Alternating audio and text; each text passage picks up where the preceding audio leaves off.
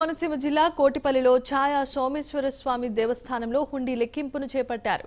ఆలయ EO J Bhimashankarrao, work inspector R Shankar, గ్రామ పెద్దలు, సుభాష్ సేవా సమితి, కూటమి సభ్యుల సమక్షంలో ఈ లెక్కింపు ప్రక్రియ జరిగింది. ఈ సంవత్సరంలోని మొదటి 9 నెలలకు గాను సుమారు 3,29,000 రూపాయలు కానుకలు వచ్చినట్లుగా ఈవో భీమశంకర్రావు తెలిపారు. గత సంవత్సరం కంటే ఈ ఏడాది 41,000 రూపాయలు అధికంగా హుండీ ఆదాయం వచ్చినట్లుగా అంటున్నారు.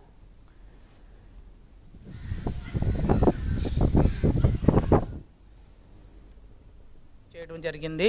గత సంవత్సరం కార్తీక మాసం నుంచి వచ్చిన ఆదాయం కన్నా ఈ సంవత్సరం 41,000 ఆదాయం పెరిగింది. ఆ విధంగానే ఈ సంవత్సరం కార్తీక మాసం నందు భక్తులు కొనేటువంటి పూజా రుసుముల వల్ల గతం కంటే 75,000 అధికంగా వచ్చింది. అదే కాకుండా ఈరోజు శ్రీ స్వామివారి యొక్క దేవాలయం నందు కొబ్బరికాయలు అమ్మే దుకాణమును మరియు కొబ్బరి చెక్కలు పోగు చేసుకుని పట్టికల దానికి ఆక్షన్ జరిపించాము. దీనివల్ల గతం కంటే ఇప్పుడు 1,42,000 రూపాయల ఆదాయం వచ్చింది. ఈ దినదిన అభివృద్ధి చెందుతూ ఈ దేవాలయం ముందు మంచి స్థాయిలో ఉంటుందని నేను